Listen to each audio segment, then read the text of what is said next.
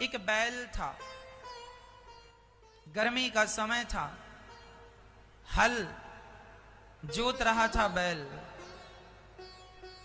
वह बैल बड़ा प्यासा था, बड़ा भूखा था, पर किसान हल जोतने वाले बैलों को पता है अब तो ट्रैक्टर का जमाना है।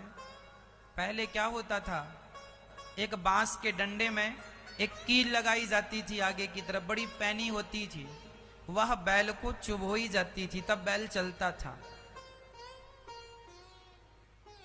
एक बैल था, बड़ा प्यासा था, बड़ा भूखा था। वह अपने मालिक की तरफ बार बार देखता कि पानी पिला दो, भोजन करा दो, पर मालिक तो खेत जोते जा रहा। उसकी हिम्मत नहीं एक पग रखने की। अंत में वह बैल भूख और प्यास से जमीन में गिर पड़ा, और जब गिरा तो उसके मालिक ने उसे बहुत मारा।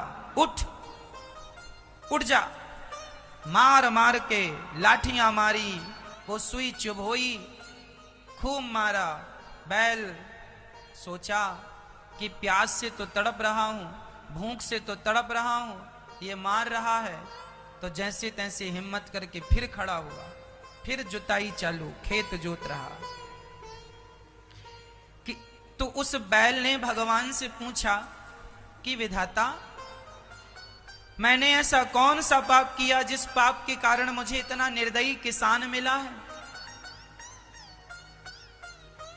ये ना मेरी भूख देखता है, ना मेरी प्यास देखता है, बस काम काम कराता रहता है। हे विधाता, मैं बैल हूं, मैं कुछ बोल नहीं सकता, मुझे बता दे मैंने कौन सा पाप किया है जिस पाप के कारण मुझे ये दंड मिल रहा है। तब विधाता ने कहा, बैल, पिछले जन्म में तू इस किसान का बड़ा भाई था, बड़ा भाई था इसका। अच्छा, ये किसान मेरा छोटा भाई था? हाँ, पिछले जन्म में तू इसका बड़ा भाई था, ये तेरा छोटा भाई। तू बड़ा था, तेरा बाप जल्दी से गुजर गया था, तू बड़ा था, तुझे सब ज्ञान था, कैसे खेती बाड़ी करते हैं, कैसे अपने नाम पे करते हैं। छोटा भाई तेरा कुछ ज्यादा ही छोटा था, भोला था, सरल था, सीधा था।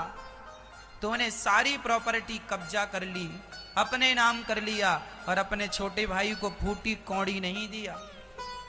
तेरा भाई भूखा रहा करता था, तो उससे कहा करता था, भाई वो खेत मुझे दे दे, पिता का है, थोड़ा सा तो हो, तो तू घर से निकाल देता था, चला आया खेत मांगने। तेरा भाई भूखा सोता था, भूखा, उसके पास कोई साधन नहीं था, न पानी पी सकता था बढ़िया सा, शुद्ध पानी नहीं था, प्यास लगे तो वो नल जाता था, वहां पी के आता था। बर्तन तक खरीदने के पैसे नहीं थे कि माटी का एक घड़ा खरीद लाए। कभी कभी प्यासा सो जाता था कि चलो अब कौन रात्रि को पानी पीने जाए, घड़ा खरीदने की हैसियत नहीं थी। और तू बड़ा हलवा पूड़ी छानता था, उसकी संपत्ति पर तूने कब्जा कर लिया, और उसे बड़ा सताया था तूने, उसे बड़ा कष्ट दिया था तूने। वही तेरा भाई इस जन्म में तू बैल बन के आया, और वह अब खेतों का मालिक बना है, और तुझे बैल बना के अपने खेत जुतवा रहा। भूखा प्यासा रखता है। क्यों रखता है? क्योंकि ये पिछले जन्म का हिसाब किताब चल रहा है। इसलिए हम कहा करते हैं, किसी को दोष ना दिया करो। जब आपके जीवन में कष्ट आए, संकट आए, विपत्ति आए, तो समझ लेना कि आपके किए हुए कर्मों का फल मिल रहा है। इस जन्म में ना सही, किसी जन्म में सही, तो मैंने जो अपराध किए हैं, जो पाप किए हैं, वह तो भोगना ही पड़ेगा।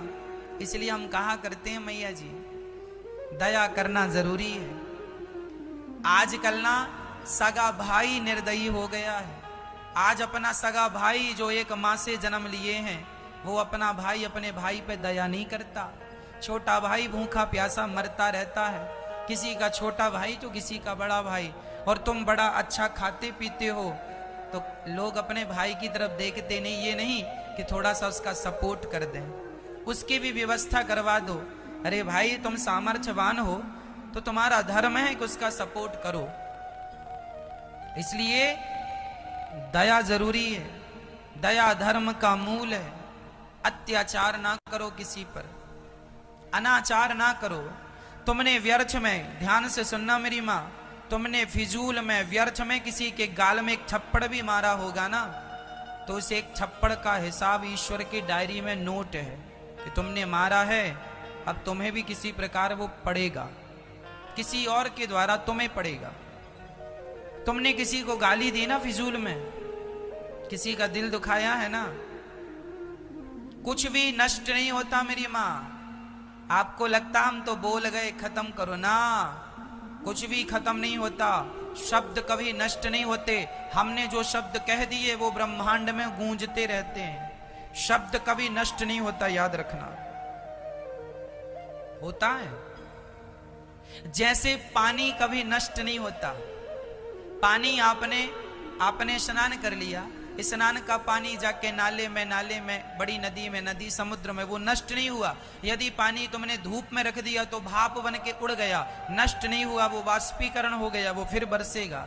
जैसे पानी कभी नष्ट नहीं होता, उसका विनाश होता ही नहीं, हाँ या ना? उसी तरह तुम्हारे शब्दों का, तुम्हारे व्यवहार का, तुम्हारे अच्छे और बुरे कर्मों का कभी नाश नहीं होता, वो भोगने पड़ते हैं। नाश तब हो सकता है जब आप पूर्ण रूप से अपने आप को भगवान के चरणों में समर्पित कर देंगे। जब आप अपने आप को भगवान के चरणों में समर्पित करेंगे तो आपके पाप पुण्य भी भगवान के चरणों में जाके नष्ट हो जाएंगे और आपका मोक्ष हो जाएगा। पाप पुण्य की जो बेड़ियां हैं, उन बेड़ियों से, उन बंधनों से यदि